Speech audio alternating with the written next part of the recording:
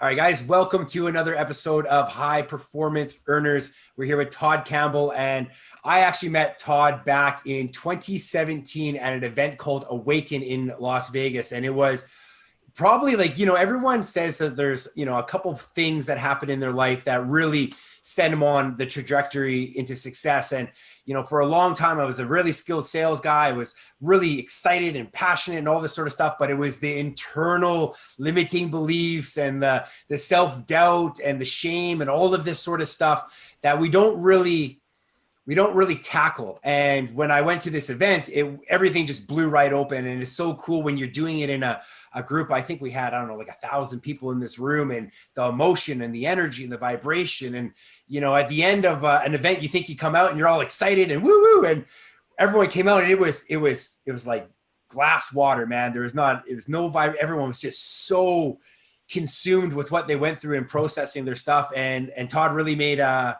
huge impact on me. And here we are 3 years later.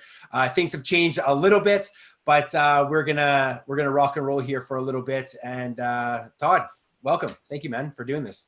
Well, I appreciate the opportunity. It's it's so ironic. It was perfect when you gave me the call. I'd been wanting to connect with you anyway. And you said we really haven't stayed in touch, seen each other since then, but everything is coming full circle.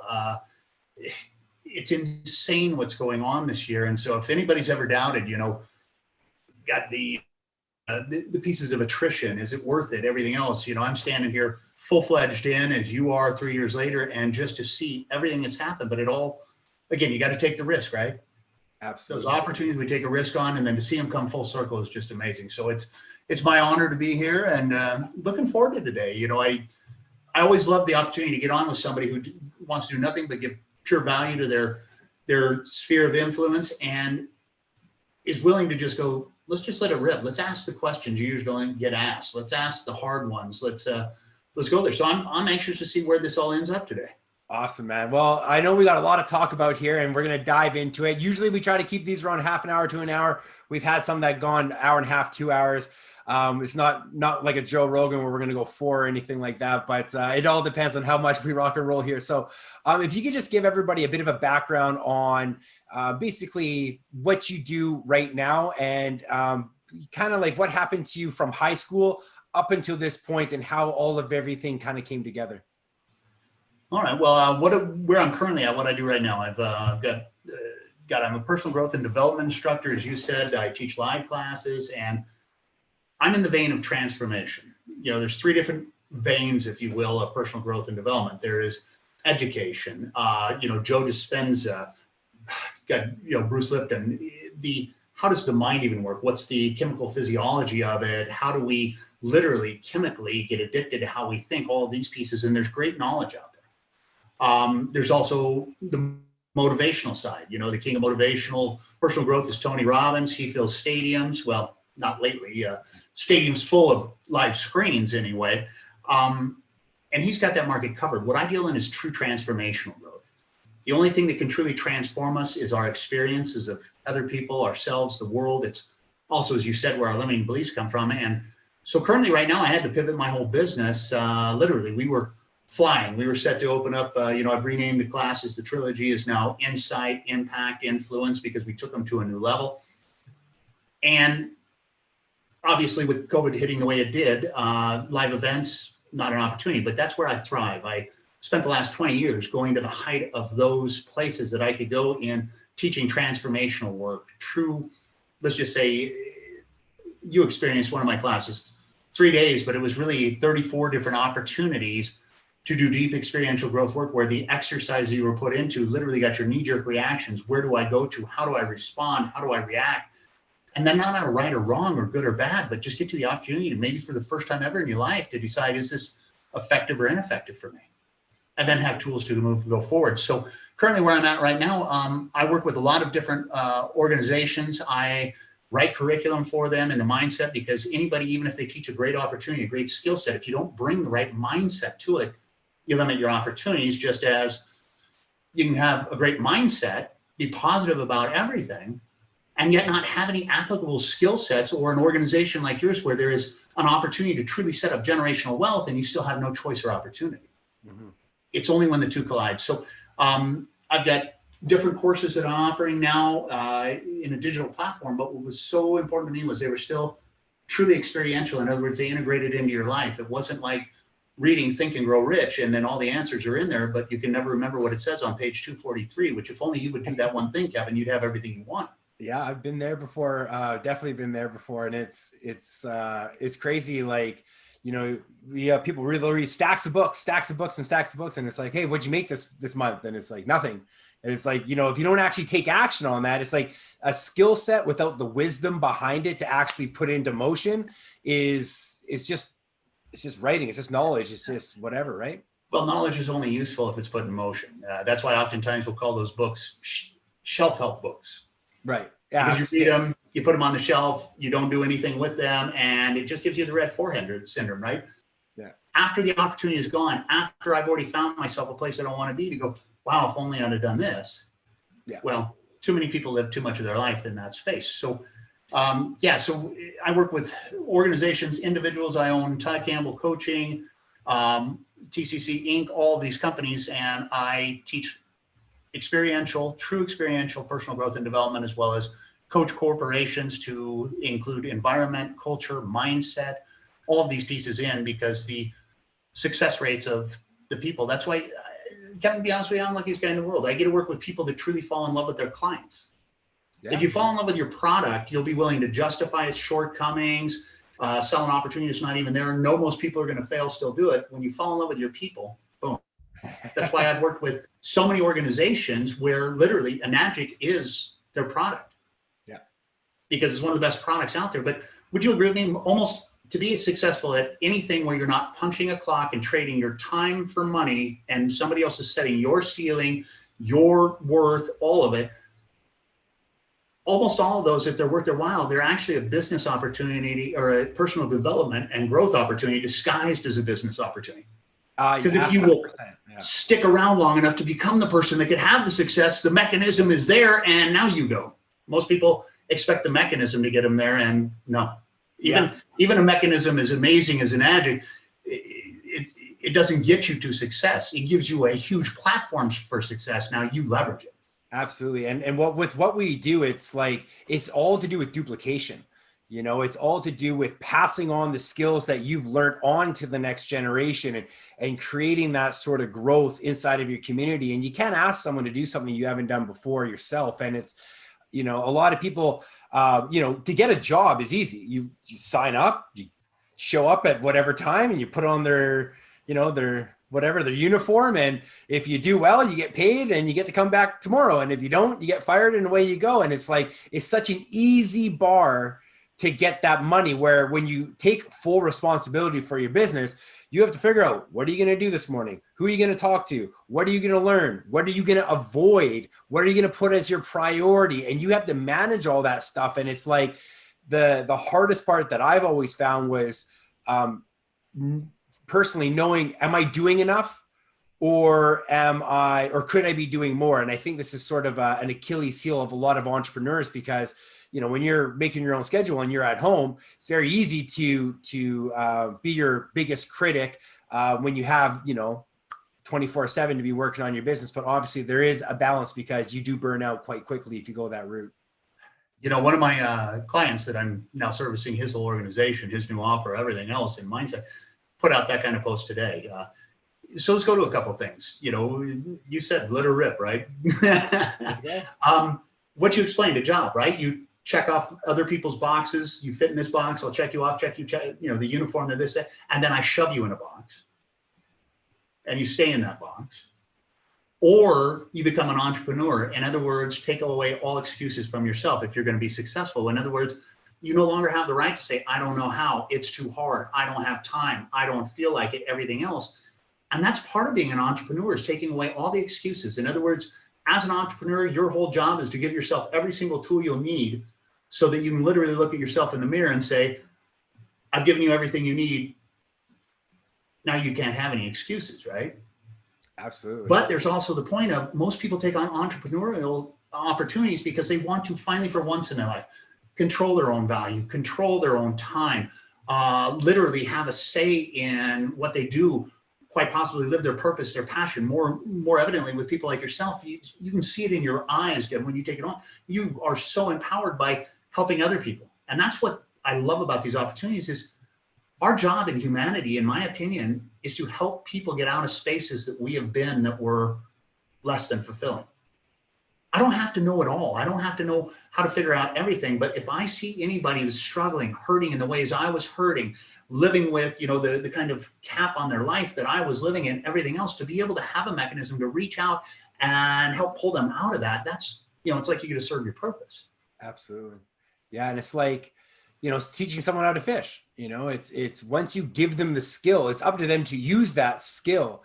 But I remember being, when I was working at Harley Davidson, I was, been in sales for 15 years, and you would make a certain amount of money, but the majority went to the company and you got what's left. But it was like, how do you break out? Like, what's this skill set to start paying yourself first, to start leveraging your skills and bringing them online, or using a bigger platform to influence more people instead of, continuously going and doing the same grind over and over again. And I found working at Harley, which I absolutely loved, like I'm a Harley guy, I got motorcycles, been a Harley guy, forever.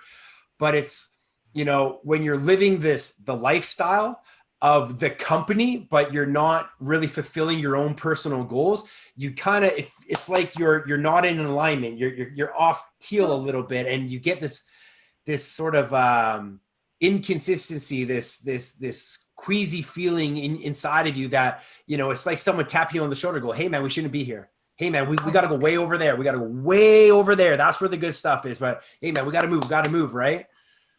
Well, it's kind of ironic to, that's why I love these interactions. I learn as much as I might impart. Talk about the ultimate irony, right? Working as a salesperson for the brand that literally, if we look at it, what do they cut down? What is their mission statement? Liberty and freedom. Wind in your, well, not in your case, but in my case, hair. Yeah. Bugs in both our teeth. But no, a brand that literally stands on the fact of liberty and freedom, but yet even working for that brand, because if it's not your purpose, is not your passion, as the old saying goes, working your life to build somebody else's dreams. Yeah. And so, it kind of brings us to that second part of the question you asked is, okay, this is what I do now. How did I get here? Trust me, the funny thing is, I've never been asked this question before. Lay it out for me from high school to now. We should have cut to an interview with my high school guidance counselors or this, that, or the other, because I was probably not much unlike yourself, voted most likely to be incarcerated or dead by the time I was 21, based on the choices I was making at that time. But it's funny, as I told you, I'm prepared to do this. It's just insane. Had to go down, and this is how old I am, Kevin. I'll be 50 on the 10th here of this month, December. And had to go back because I'm so old, not every bit of my photographs is digitally kept. I had to go back and all the old photo albums and everything, and my PR agents and everybody wanted it from the layout of basically what we're talking about. What was the road travel? And so in high school, let's just say when I graduated, I was in the top 99 percentile of all ACTs given, had full ride scholarships for academics, everything else, and literally had no interest in going. Drove my dad nuts. My dad was a police officer for a long time, started his own company, worked his ass off. And, here I'm getting a free ride, and he thought I was just insane. I think it took every breath in him not to just break me over his knee and force me to go. And it wasn't until like 4 years after that people that went on to college came back and started working for me. That started to make sense for him, because I knew one thing, and that was that I didn't want to learn any more about, let's just say, the indoctrination from people that I knew. If I was going to go take business classes in college, I was going to be learning from someone who, if I did that much in my first year of business, I'd be crying. Yep. And so at any rate, I went out, started my own company. The greatest thing is ever, I met my wife right out of, we were high school sweethearts. I was literally married by the time I was, 21. We went to Disney World for our honeymoon because neither one of us were actually old enough to drink yet. But I always had these limiting beliefs of I'm not worthy, I'm not lovable. That was my thing. It kept me from everything. We could go over how I got there, all of these things. But, almost 80% of literally what we'll do on autopilot, our deep-seated beliefs, our thinking, over 80% of it hardwired, set in place by the time we're 8 years old. Child's favorite question is why we develop these things. And I met my wife, and I remember like seeing her across the campus, and it was like every fairy princess I'd ever dreamed of all rolled into one. The birds started to sing, the music comes on, and I was a senior, and luckily she had no idea who I was because I was a jock. I was an asshole. I had a fucking literal 79 Camaro Rally Sport with T-tops, white Levi's 501 jeans, the mullet, 5 earrings. I was badass. Sitting down. Yeah, man. Looking at pictures of myself now, it's like, dude, what was I thinking? But at any rate, I just asked her out, and we started dating, and it was the strangest thing for me because I'd always dated down. I had always allowed people to, or surround myself with people that would treat me exactly as I felt about myself. This, 5 seconds of courage, we'll call it, whatever, changed the trajectory of my whole life because I was able to literally start to believe I was lovable, I was worthy, because if somebody as amazing as that could see that in me. And so the things that had stopped me before started to not be my obstacles anymore. We we created, I went into the family business, created a company. I've been my own boss since I was 18, started to really make traction. Let's put it this way, skip forward to 27. I'm making multiple decent mid 6 figures. I have the right house, the right cars, everything. We got 2 young children at that point, 2 and 4. And I've got enough employees that, let's just say, people are starting to look at me going, man, I wish I had your life. This looks so successful. And I was starting to feel like the biggest fraud that had ever been because I hated it. I literally was working 60, 70, 80 hours a week. What my wife didn't know at the time, part of it, like running from 2 little boys, age 2 and 4, because I didn't think I had what it took to be their father. All I had ever really experienced was hard line, strict discipline, hands laid on, all of these things. And I didn't want to pass that on to my children. I can't tell you how many nights I literally drove around the block, even because I could hide out at work, right? I had 50, 60 employees. I could be in construction, right? The animal. And truth of it was the biggest cover up in the world because I was scared to death of 2 little boys, 2 and 4. And I can't tell you how many times I literally drove around my block 3, 4, 5 times until all the lights would go out, even when I could have been home, just because I felt like, as wound up as I was, everything, I was toxic.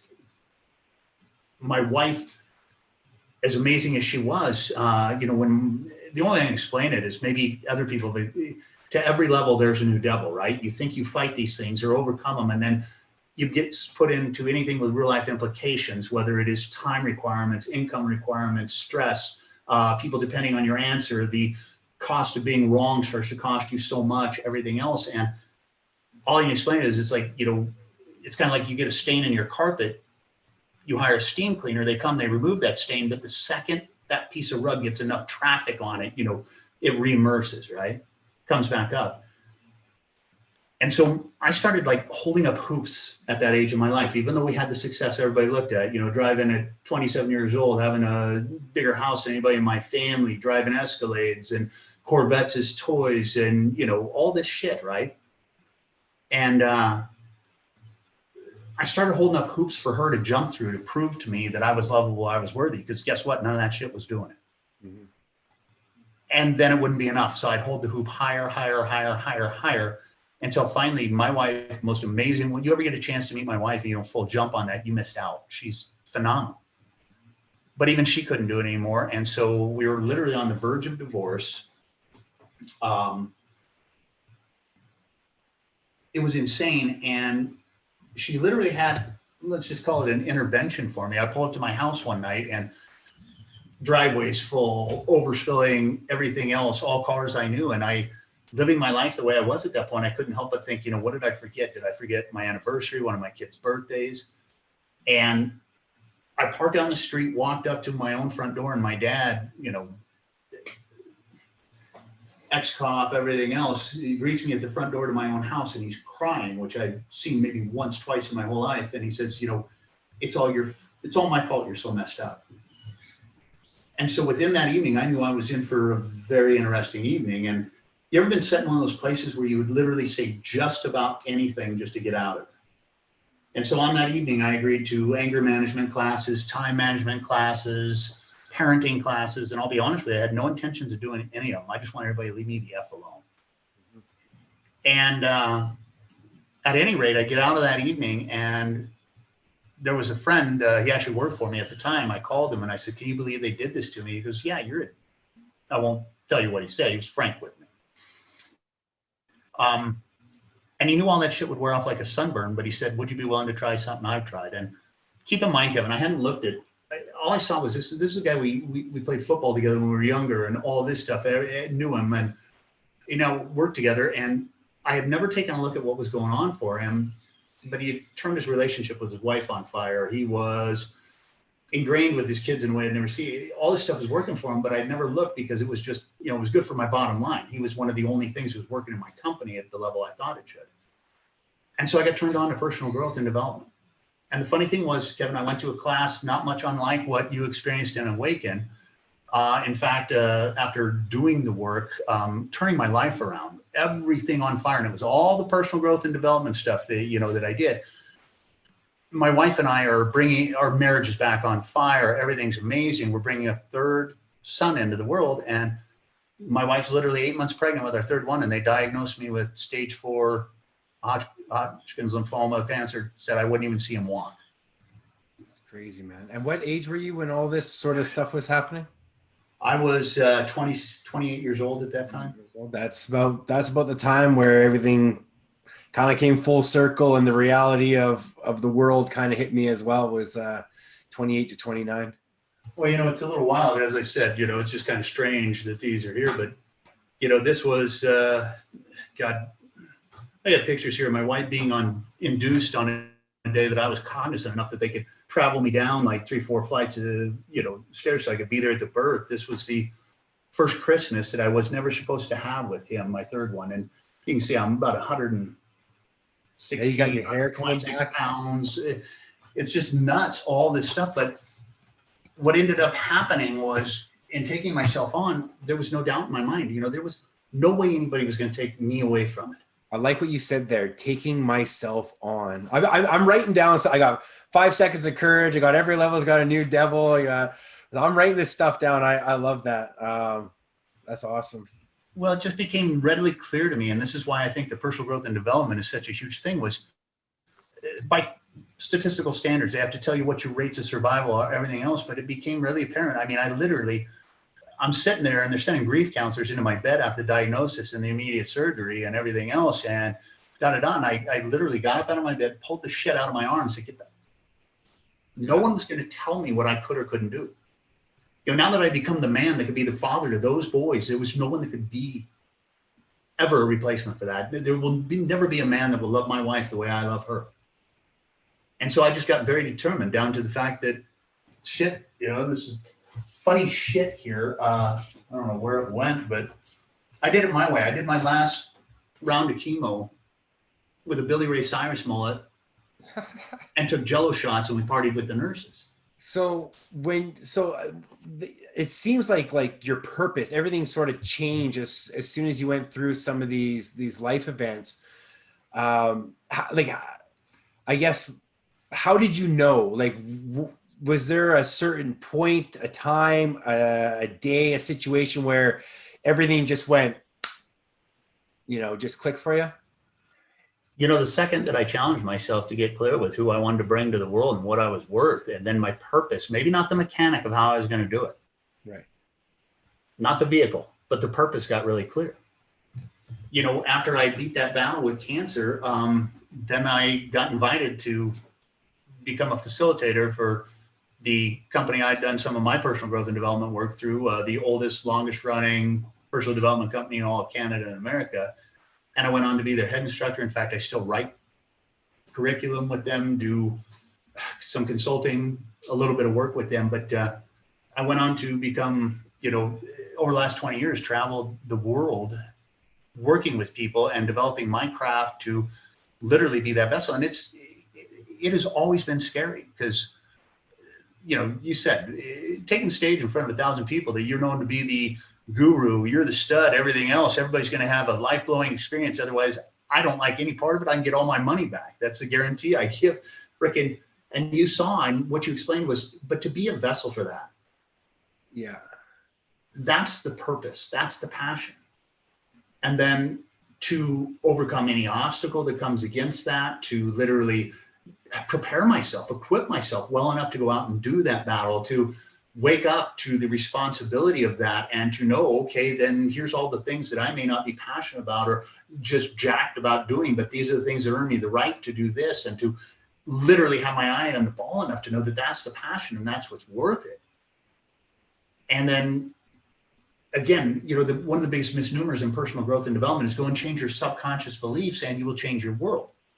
Well, part of that is true. You have to put a new story in place. If you've always believed, you got to work hard to get ahead and there's never going to be enough. Well, if you do not change that, your subconscious mind will find a way to creatively ensure you always are a victim to that. I feel you there.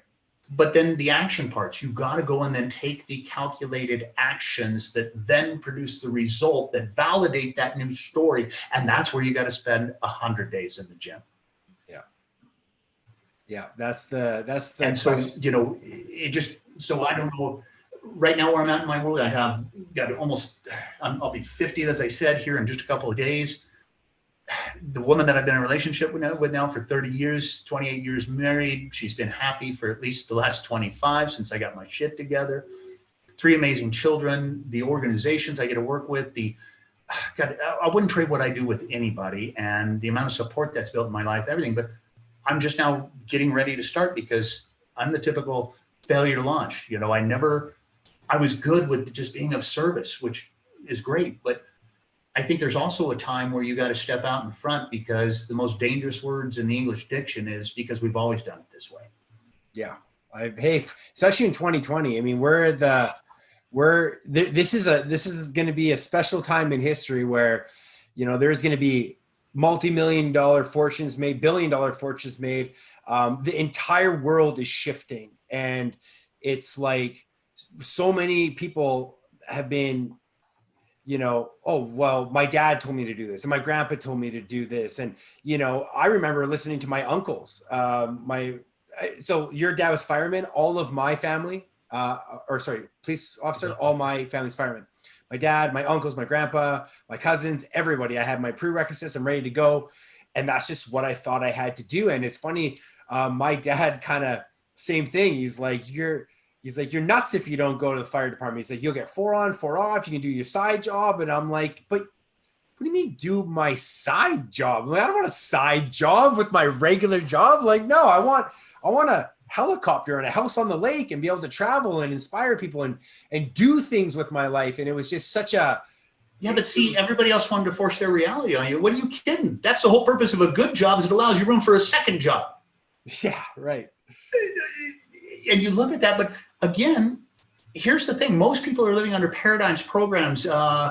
We'll just call them the thought process about themselves, other people in the world, where they will not take a risk. They think they're looking for you ever watch TV with one of these people? You're watching TV and they're looking for everything that's wrong. Well, see Moses walking across the sand, see a boom there? You know what? We're watching old Western. He's carrying a 6-shooter. I counted 7 shots. They want to, because they can't believe any other reality. They can't believe so. But this is perfect because it's everything we're going to talk about, I hope, in some way, shape, or form. Is right now, I don't know how many people have tuned into this. I hope hundreds and thousands, but you take a look at this, is if this inspires you in one shape or form, to ask yourself 2 questions. All these things that I'm living by, this is too hard. That's meant for other people, not me. Okay, Kevin, he's got such an outgoing personality. Of course he has a successful business. I can't talk to people like that. Is it true? Mm-hmm. And then the other question is, what would have to be true to have what you say you truly want? Absolutely. And if we could just come to truth out of this time together, out of these calls, because, truth, often harsh, always fair, right? Rocks are hard, water's wet, what is. But if people just start living in the land of what is, you talked about it, everything's changing right now. If you are not, this is what I finally had to realize. I've done all live events, Kevin, and I packed them, I stacked them, I'm King freaking Kong. Ugh! It's gone. Gone. I didn't have a legacy company like you have. I didn't have an asset that I could sell then or set up for my lineage to gain rewards from. I didn't. And it made me realize something that, why I'm seeing things even in a whole new light. That's why I'm coming out with digital product. You might see I'm actually doing branding. There's actually something out there from me, everything else, because it was so much easier to be anonymous, right? Just the hired gunslinger got paid tons and did what he did and then didn't have to. But you know what? I realized I also wasn't stacking. I wasn't building a future. I was living today, even though I preach to people about not, because granted, you know, when you're making freaking 6 figures an hour, it's not a bad thing to go, yeah, you know, hey. Yeah. And I'd never been through a time where, even though I wanted to work hard, had a hard work ethic, there was no work to be had. Because I was that old, there's a great, I hope I don't butcher this quote, but those, the learned, those that think they know it all, are about to find themselves very well equipped for a world that no longer exists. Yep. That quote has been around, stuck in my mind for at least 30 years. Well, it's never been more true than right now. And so that's why I'm following kind of your method with my passion, which is to help people, everything else. And that is to actually build something, to actually, you know, have curriculum that people can lease for their organizations, do all these things where literally I'm setting up assets, not just a point. There for a while in my industry, it was like, okay, how do you gauge your success? Well, how many keynote speaking engagements, how many classes, how many stage appearances I had? Because that's how I was metricing success. Well, I got caught in the same trap as everybody, even though I rose to the height of my profession, had all my dreams, You know, trust me, I wouldn't change a thing. I've lived a badass life and I got, you know, great ass things to show for it. However, doing things bigger than you ever thought and actually building an asset. And the biggest asset you have is your existing human asset. So it's just, again, grateful to be here today because that's kind of how I got where I am. I went from knowing it all to figuring out I knew about this much in the grand scheme of things. But what I did know was how I failed, how I bumped my own head, I had gotten righteous about it, everything else. And so it took flipping the switch mentally to number one, allow that other things could be possible and that I could actually, no matter what, I was the one constant in all my results, right? All the negative shit, I was the one constant. So if that was true, if I'm the one constant in all my results, what if I went to work on the one thing I never had? Because I was always trying to change this shit out there or could tell everybody else how they needed to do this or why this was wrong or this just needs to happen. And did that. And that's when my life switched. And I have a keen, let's just say, assumption that that would be one thing that's true in success of all things is the second that I actually saw what the constant in my success and failures were and doubled down on that constant to make it where the results I wanted were then constant out of it. Right. That's when life switches. Well, you know, I mean, someone like yourself with the knowledge you have and the reach that you have, I mean, having a digital product, you're going to be able to impact so many more people, which is basically why we do what we do. I mean, who am I? I'm just some grade 12 educated kid from Vancouver that decided I didn't want to live my life the traditional way at 29 years old. And, you know, we were doing our business the warm market way. And, you know, kind of, you know, you have an event, you step on stage. I would be at a house. I would be doing presentations, you know, you'd be doing the whole thing, networking events and, you know, whatever. And then all of a sudden, everything just changed. Everything went online. Everything went digital. Everything was systemized and automated. And I resisted it like you were not, there's not even an analogy strong enough. I went from the best in my craft. I was the best sales guy around. I was the top in everything to, I don't know anything about anything to do with online. And it's taken me up until now to really realize that, like you're saying, my own beliefs, my own skill sets, that's my biggest asset, you know, and you have to be able to run and be flexible with the industry, because as we saw right now, I mean, some of the biggest companies in the world, let's look at the airlines, for instance, or the Carnival Cruise, like they're down 90%. These are businesses that you thought no way they would ever, you know, get shot down, and they're all having to pivot, and people are having to really take inventory of where they're at and where they want to go over the next 12 months, which kind of brings me to my next question. You kind of answered what's the biggest struggle, what's the biggest challenge, But, over the next 12 months, what do you personally want to do with your own sort of skills? And what does that look like in a product form? So this is where most people say, okay, that's a different way to think. And that's the biggest compliment you can give me, because what you're basing that off of is that's contrary to everything else out there I'm hearing. That's a new thought process. Right now, everybody's trying to do just enough to survive, just enough not to have to close the doors, just enough not have to lay off any more people, just enough to survive. And in my mind, that is the biggest opportunity of times. In other words, that highway where people are going to go nope and charge for success, there's no waiting. There's no line.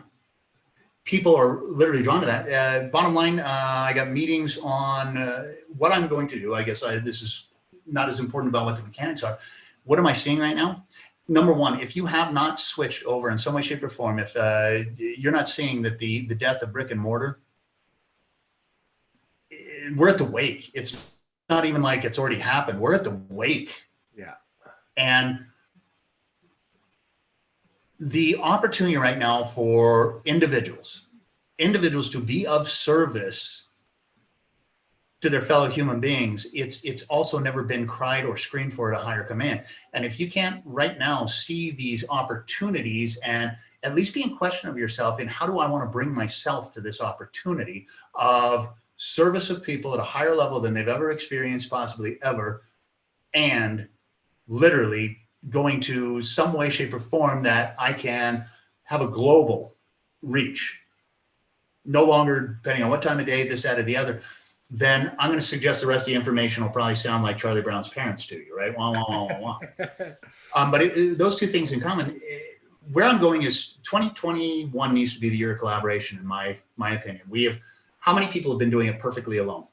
Yeah. And we've seen exactly what that'll get us, right? And then even oftentimes have to be pushed into being forced to be even this false attachment you thought stripped away to see really where things are at. And so with everything that I'm doing, I'm going full force into, okay, I'm picking up the flag. I'm no longer waiting for these communities to go, okay, we need you, come be of service. It's worked out great for me in the past. And in fact, but the first place that, believe it or not, people usually cut back is on their existing human assets. That's where you double down. Yeah. And so with launching my products, I got cold traffic launching on one of my products called the Tactical Mind here by the first of the year. Have affiliate meetings on the 21st. I've had so many people, you know, a lot of them, Jesse Gagne, Tyler and his whole group, they've moved on to different things, but they all see the mindset. And so, you know, all these people that want to come. And so the front end products, I've got a whole coaching regimen set up that I even put in, and I've trained and certified several coaches under my coaching. For the individual coaching, I'm doing the corporate stuff. Live events are definitely going to come back, and you get what I get when they do come back. Without that connection people have had, it's going to be just insane. But I'm done. I guess the best way I can explain it, Kevin, is I was sitting right at this freaking desk, not more than, it was 8 months ago, almost to the day. And it was getting pretty obvious because I have some pretty big promoters I work with, everything else, because I design, you know, James Van Elswick for Purple Leads. I do events for him and set them all up. I've done that, you know, masterminds around the world, this, that, and the other. Even the top people were saying it happened. And I had to look myself in the eye and literally go, okay, my goal, my mission is to touch at least 1 million lives in such an impactful way that they go out and they change between 5 and 25 million lives, right? I learned a long time ago, if I enroll everybody into my cause, I'm good. I could get maybe, you know, 100, 200,000 people in my lifetime. Not my goal. If I can turn those people onto their cause and then they go out and take off with that, that's where it's at. And so I'm sitting here and I'm like, okay, you know, I guess I got to wait. I've spent all this time. I truly only believe in experiential education as far as self-development, all of this stuff. And I had to go, you know what, then you're either completely full of shit, a coward, or you're going to find a different way.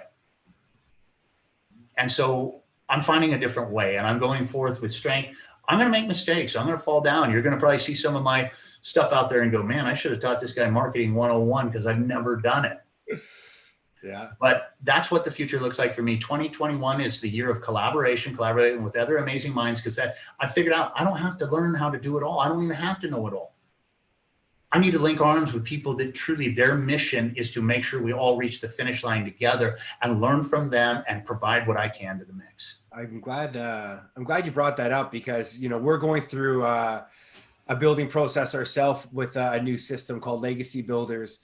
And, you know, we got all this training, and in the past I did all the training. You know, I know how to do this business with my eyes closed, and that's great. But, you know, we now have our ad guy who's doing our ad stuff. You know, we would love for you to come in and do maybe some of our personal development and mindset stuff. You know, we have funnel builders building our funnels. We have all of these pros, and it's like, I know that when I'm on my team meetings and I have all of the heads of all of my different departments, and they're all collaborating, sharing ideas and synergizing, and the energy's up, the vibrations up, I shut that Zoom down, and I'm like, so it's hard to explain unless you're there. It's just the excitement, the optimism, the potential when you have all of these people working together, and we're all doing the same thing. We're all sitting in our homes and we're collaborating. We're putting together like this amazing product with so much value that's going to touch all of these people. And it's like, you know, this kind of happened back when the oil field crashed. I was in the oil field very briefly. I'm not an oil field guy, but I was there for about 6 months. And the oil field crashed, and it was the catalyst that put me into my Enagic business. And then, you know, fast forward 5 years later, COVID, everybody comes together and we're collaborating again to create, you know, the next level of our system here. And it's just, you know, I got to say, I actually wanted to bring this up a little while back. Do you remember in the Awaken going through the different, it was a guided meditation. You go into this room and you speak to all the people that put you down, all the people that you put down, and then your mom, and then your dad, and you walk out the door onto the hill with your holding hands. I still feel like right now I got goosebumps, because that impacted me so amazingly well at the perfect time in my life. I needed that. I didn't even know I wanted it, but I needed to go through that process. And, you know, that was probably one of the biggest takeaways I got from that event. That one, and then also everyone, you know, that, well, we had like 100 people on either side of the room, and it's like, you got to get to the other side of the room, but you can't get there the same way that the other person went. So you got to walk, go on your hands, cartwheel, somersault. And it was, again, like one was breaking away from my own limiting beliefs and really like stopping holding myself back. And then the other one was the complete opposite. Get creative, think outside the box, go for it, try something new. And it was like both of these things came together, and it was like, I still got my Awaken trophy sitting on my shelf over here. And it was that sort of impact that really made me want to do this on a higher level. And you were a very, very big part of that. And there's not a lot of people that I can say. I've been to a lot of conferences. I've been to Tony Robbins. I've been to GoPro. I've been to all these other, you know, things, and they're great. And I'm not taking anything away from them. But walking across hot coals or clapping your hands a lot is nothing in comparison to doing the internal work on the stuff that holds yourself back, especially when you know you have the potential to be something great. Well, you talked about the difference, whether you realize it or not, and I'm sure you do, you're a brilliant guy, between motivation and let's just call it inspiration. True inspiration, yes. Motivation is temporary. It's a state, and you know, you obviously you get yourself motivated to go to the gym even more than I do. We can see that result. But you know, for me, it's a motivation to go to the gym, right? I got to get motivated. It's constantly, you know, reinstilling, reinventing that. The exercise you talk about, Hallway of Broken Dreams, still part of Insight, one that I wrote that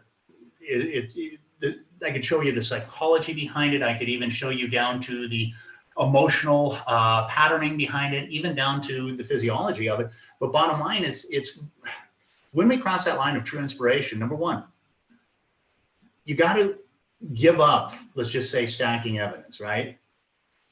There's a great book out there called Tribes. It's all around why most people will not change, right? The reason most people will never get out of the oil field, if that job still exists, and I know a few people it does for, the engineers and so on, I got a couple of them around that I coach still, XYZ, is because they'd have to admit they've been doing it wrong for X amount of time. Oh, The reason most people will not take on a new theology, a way of thinking, a new opportunity to make money. This is where I'm sure you still fight it every single day, because in 1973, somebody had a bad Amway experience and they were so-and-so's uncle and so-and-so's brother, and that's what they've heard, and da-da-da. So now this is one of those pyramid schemes. Yeah. And And about $1 for every time I heard turned down. And here's the thing. They've turned down probably 20 opportunities over their life that they now see other people making money at, going, my God, if I would have gotten back into Nu Skin back in 1980, look what that, I remember when somebody pitched me Bitcoin in 2007, you know, but again, it's one of those things to truly examine yourself. Why are you not taking the risks and doing the things you want? And we talked about is it true or not, and what would have to be true. And just ask yourself, is there a part of me that is just unwilling to try, unwilling to chance, or unwilling to risk? Because part of me would have to finally admit I've been missing out on an opportunity for the last 5-10 years. I have been continuing to cut my nose off to spite my face, and I can't believe I'd have to admit that time has been wasted.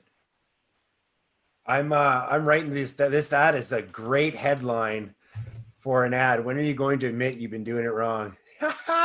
Oh, because, my God. You know, the funny thing is you look at the flip side of that, and it's hard brain wired into us. And when you did those 2 exercises, right, about, you know, one of them about thinking far outside of the box and actually seeing other solutions beyond where you'd ever seen them before, and a different way to think beyond the problem. Albert Einstein said this. He says, you have the answer to every single problem in your life. Why? Because you've created it. Problem is, you will not solve it at the same level of thinking at which it was created. See, the other great thing about masterminds, you were talking about this group of committed individuals, because me, myself, I can do something, but in those exchanges, in those communities, in those conversations, we take an idea, and suddenly out of our collaboration, it gets to go from here to here. And then out of our input, it gets to go from here to here. You look at the quantum leap that takes in solution orientation and vision, in all of these resources, everything over and above where I could get by myself. And so, yeah, it's a great book. As much as we talk about books, do something with it, but it's called Tribes. And it really goes over why people are so resistant to change. Number one, we're resistant to anything we find as fearful, right? Outside of our comfort zone, which every single thing you want is on the other side of that. But it's also the way we stack evidence as human beings. And the reason most people will not take on a new opportunity, something better, XYZ, is because they have to, at a core level, admit they've been doing it wrong for a certain amount of time. I gotta admit, I was that guy. I knew about this business for 7 years, and it's not something new. Everyone knows about it, and the reason I'm so open with it is because I was that guy. This is the pyramid scheme. It'll never work. That's too expensive. If I do that, I'm going to look like a fool. And I kept pushing it away and pushing it away and pushing it away. And then you start seeing, you know, some of my really good friends making $20,000, $30,000 a month. And I'm in the oil field staring at a cardboard ceiling, trying to make 10 grand, getting taxed 40%. And I was just like, holy shit, I'm doing this wrong. Like, I'm like, there's gotta be a different way to play this game. Like, there's millionaires all over the world. They're happy, they're young, they're living their lives. I'm here, like, based on the evidence, I'm not doing it right. And it was so hard to finally go, okay, I need help. Someone show me, because I don't understand, obviously. But see, you hit it faster than most people do. Most people go from that state, which will look different for everybody, but the state you so clearly, you know, were able to explain. And then they'll go to, oh, fuck it anyway, because I already missed the good window of opportunity. Yeah. You know what? I'm not an early adopter. So in other words, find a different silo to stuff all of the reasons why to continue to hold on and let the ship go down as it should, because I'm still captain in this one. They'll replace it with, well, I missed the window. Even now that I see it's an opportunity, well, it's too late for me. I missed the window, everything else. When was the best time to start to build an asset? Well, okay, you can say 5, 10, 15, 20. When's the next best time? Right fucking now. Yep. Right now. Yeah. Before the end of the year. Before we even get into it, now. And if you got to admit you were wrong, or that better way to put it, just take it non-personal, just make it either effective or ineffective. It's been ineffective for me to resist this for so long. What might be more effective for me, you even eliminate those words right and wrong from your mind, you'll find yourself doing shit that you've always wanted to do. I love that. And, you know, I remember being in the oil field. And again, that was the mindset.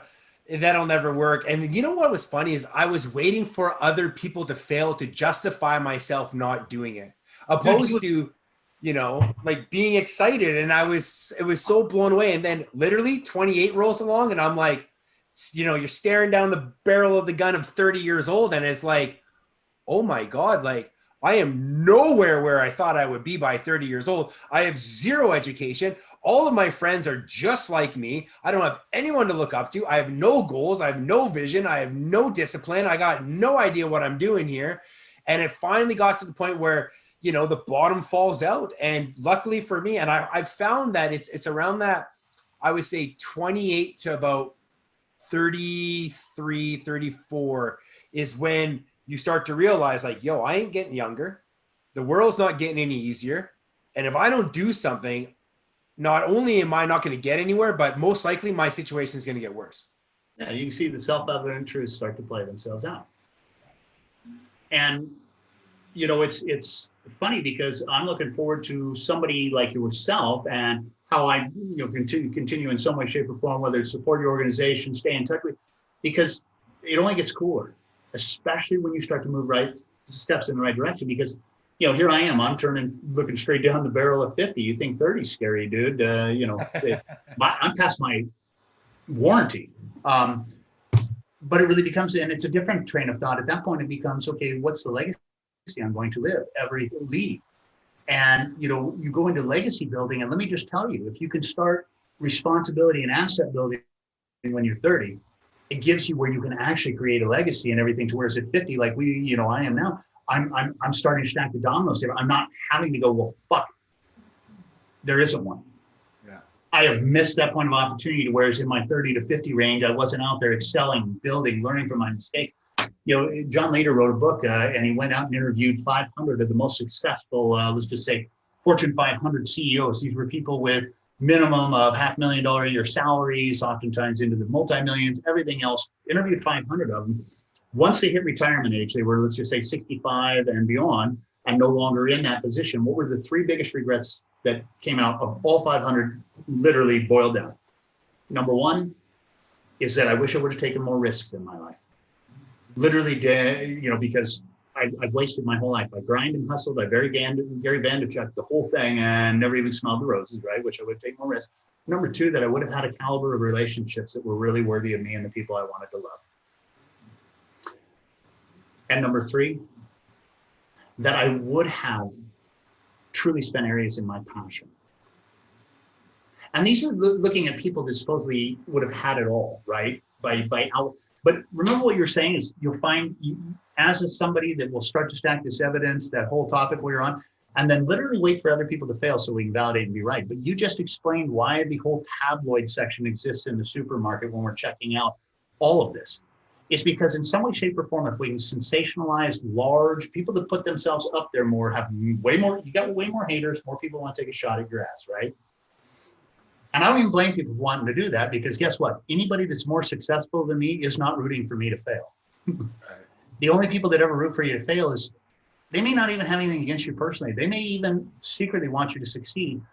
But if you succeed, it would take away another one of their excuses. It would take another way to see, nobody can do that. See, never mind. And that's why, you know, the Brangelinas, right?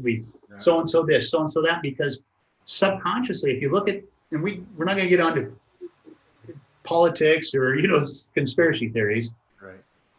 But even if at a tabloid level, even if at this, if I can show you in some way, shape, or form, or you can prove your own psyche, see, it's not worth it.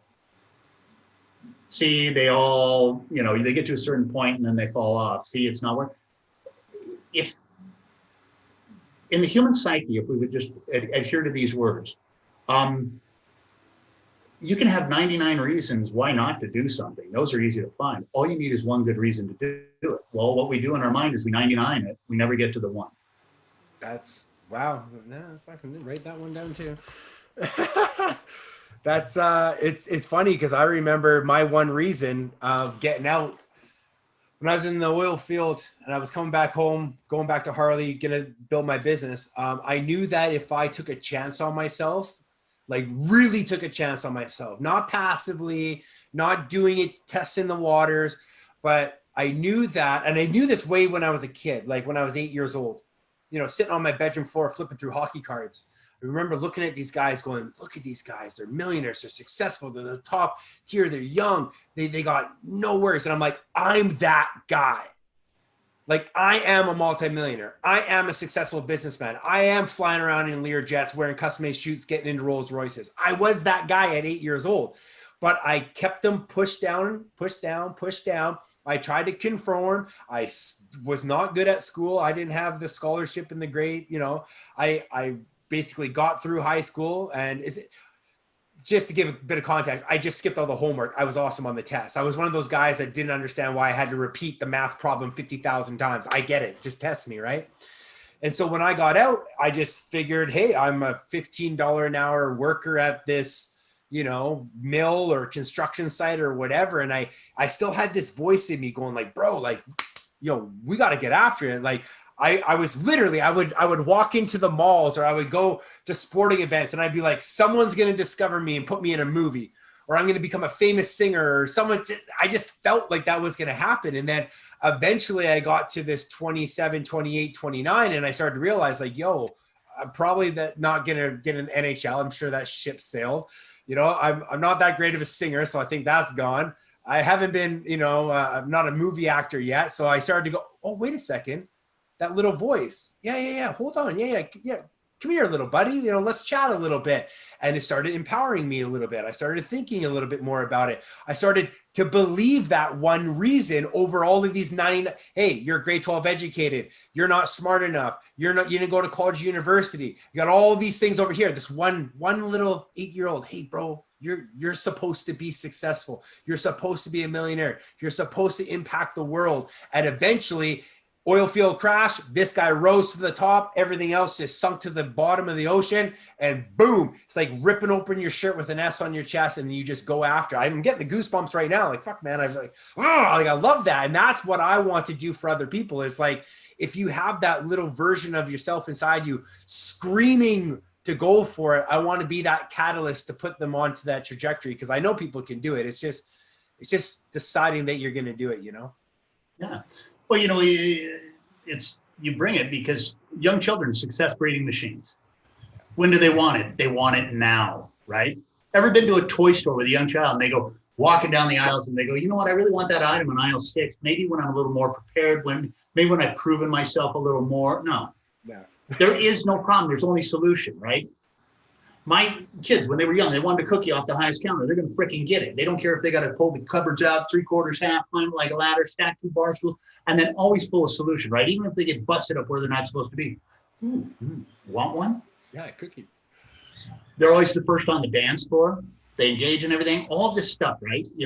They know exactly what they want. They are esteemed to getting everything else. But then we put them into these indoctrination systems where then, okay, for you to be successful, this is how it has to look. This is how you prove it. This is this is that. Not, again, I've had the pleasure of working inside a few school districts and helping them a little bit, because when you get to the point where the kid that cares the least is the coolest guy in the school, you got a cultural problem. Yeah. But they're just now in 2020 being forced with this issue. How do we teach kids the way they learn versus make them learn the way we teach? But we can get it squashed out of us, and here's the thing. That's why most people don't share their dreams either. I'm going to suggest that is the very reason they should get into legacy builders if they haven't yet, is because you got a group to share dreams with that'll support you in your dreams, that'll rise with you to the dreams, that'll even, hold you accountable to your dreams, stick up with you in your dreams. Because what most people have after we reach that age where you're talking about, I knew this, that real world sets in, we go out and then even in a moment of inspiration, we'll share a dream with somebody, right?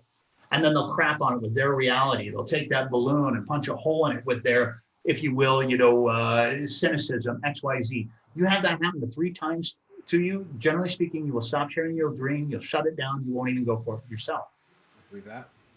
And that's one of the things I love about high quality organizations that truly, again, fall in love with their people, fall in love with their success, because I'm just going to suggest the value in being in an organization like that. It's generally speaking, we do it because, okay, this gives me a training. This gives me, if you will, a back office. This gives me a way to track leads, whatever. That is, let's just say, the mechanics. Why you really do it, if you truly want success, to think bigger, to be around minds that prove they can, to be around those that truly want to see and breed success in other people that will, you can't help but put yourself in those environments, walk away with something. But even more importantly than that, to be around a group of people that dream and set big bars. If you are right now getting prepared to visit with people, maybe you're not going to Christmas parties with what we got going on, but how many you get? It's the same old stories, and it's the same old past stories, and it's the same old holding on to old things. If you are any person who, let's just say, when you share your dreams, they're the biggest one in the room. When you talk about, what kind of life you want to create, nobody even, let's just say, thinks that's realistic or tries to talk you down from anything. You need to switch your circle of environment. Absolutely. And to be with an organization like you, and that's what I love about, again, I know we keep going in circles because I'm like a pull-up doll. You pull my back, it's like a string, it goes. But, I don't know when this will air, Kevin. It may even not air until 2021. Everything else, a lot of podcasts that I'm on right now won't air until then. But, if any of your people that, tune into this, pick the five things that you really wanted to do, and whether it was you wanted to get them done before the end of this year, whether you regret not getting them done in 2020, if you're watching this in 2021, pick the five biggest things. And these will probably be things that scare the shit out of you, and then fucking go do just one of them. Mm-hmm. And if you're a real baller, pick the one that scares you the most, because then you'll automatically do the other four too. But the biggest thing we could be doing right now to prepare ourselves, in my opinion, surrounding ourselves with wonderful people that cause us to think at a higher level, collaborations we were talking about. The other thing is raising your risk aversion. Every freaking thing is risky right now. You freaking, supposedly walking outside of your house is risky, whatever.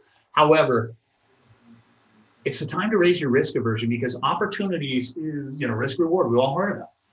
And raise it. If you've been putting yourself out there 5 times a month on social media, make it 5 times a day. If you have, let's just say, been taking steps again, raise your risk aversion. What are the things that actually scare me that I know I should be doing for my success, my growth, my relationships, but yet I'm letting it slip by, or the opportunities, double down on them, do these things. You don't have to make this rocket science. You don't have to attend one of my classes to gain any value out of this. You don't, let's just say, even have to join your organization to build a sphere of influence. However, action right now, raising your risk aversion and becoming resilient.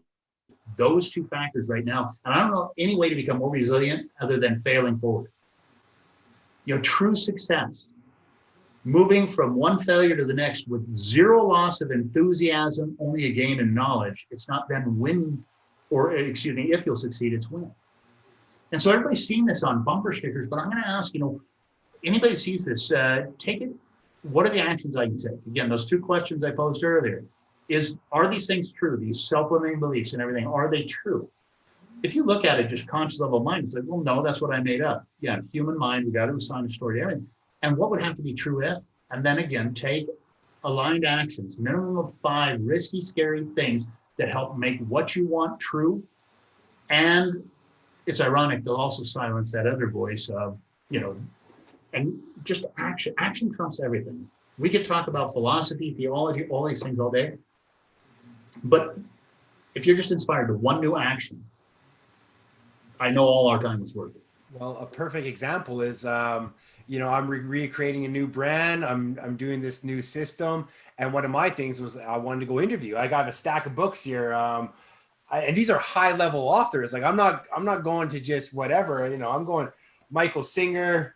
I got George Thompson. I got Rick Hansen here. Like I got some big names, and there was a point where I was like, these guys won't talk to me. I'm not making, 100 million a year or whatever. Why would they want to come interview with me? And I've gotten like a handful of interview requests back, and I'm going like, oh my God, I didn't even know this was going to happen. And literally all it took was, I just get to the fuck it, just throw it, see what happens. And if you get it, you get it. And if you don't, you don't. But it's like, I'm so locked on to my goal. Like it doesn't really matter what happens.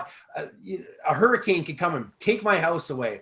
My goals don't change. My process might change a bit, but every single thing that I'm going through, I'm like the Terminator. Things just bounce off me. I just keep trying, keep trying, keep trying. And that sort of tenacity, it's not even skill, it's tenacity, is what's inspiring people to break out their comfort zone to get to that step one, which is the hardest thing. You know, out of those 5 things, number one is decide you're going to do one of those 5 things. And it's, again, me creating this sort of energy in my own life is being the catalyst to help these people take the first step in their lives. And I gotta say, it's, you know, someone like yourself, very inspiring. It's, you know, my long-term goal is I would love to be in, you know, down in Vegas on a stage in front of thousands of people, and everyone's taking notes and going home and talking to the girlfriends what they learned today, and, you know, teaching their friends and family when they go home, and all of that sort of stuff, having that sort of impact.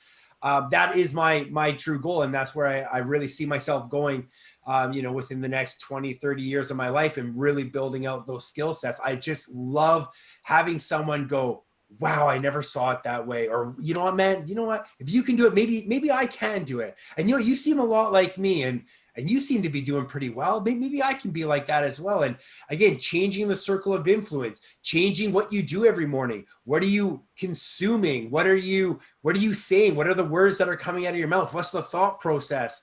All of these sort of little tiny things that don't feel like they add up is the compound effect. And if anyone's, you know, read Darren Hardy's Compound Effect, you know, over time, these things build and build and build and build. And eventually you get to the point where you may not think that you're that far ahead, but someone else who's been watching you goes, oh my God, do you see what's happening?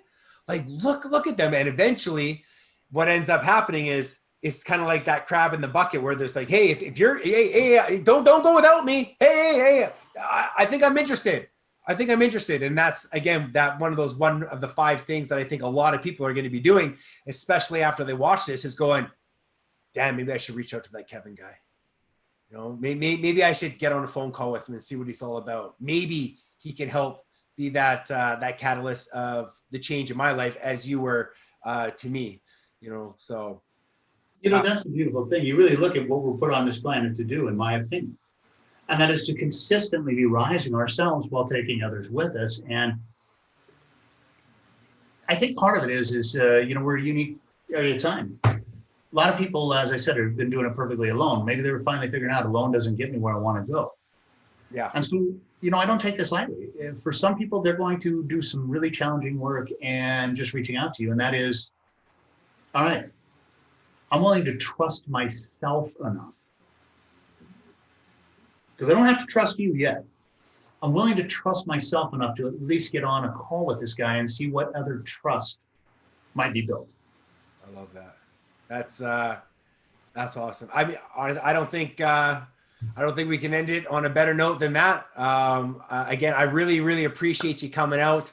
Again, I'm gonna have to go through and listen to this all again. And I mean, you pretty much answered every question that I had, and more. And again, I'm really excited to reach out to you a little bit later here. I think you would be an absolute perfect fit for the starting of our training system, and hopefully we can get something done up for our launch here coming up in March. But other than that, again, just beyond excited that you came out and took the time out of your day for me. And if there was one thing that you could say to the guy who's watching, he's on the fence, he's almost ready to go, what's the one thing that you could say to help inspire these people to move forward? Do something different. Do something different. It's the only way you're going to get different results, right? Insanity, doing the same thing over and over.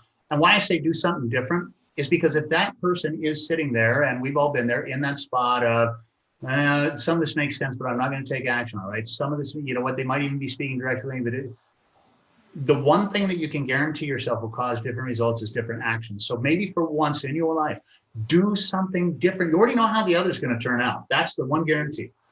You already know how, sticking your head back in the sand, waiting for something else. That's why you've got so much validation in your life of how that'll work out. Frickin' rattle the cage. Rattle the saber, sharpen the steel, do something different. Even if it's not actually, let's just say, a fit or whatever.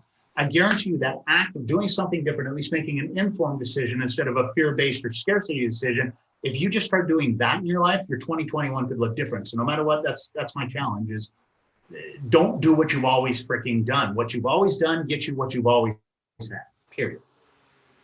Well, that's about as good as it gets. Take some action, reach out.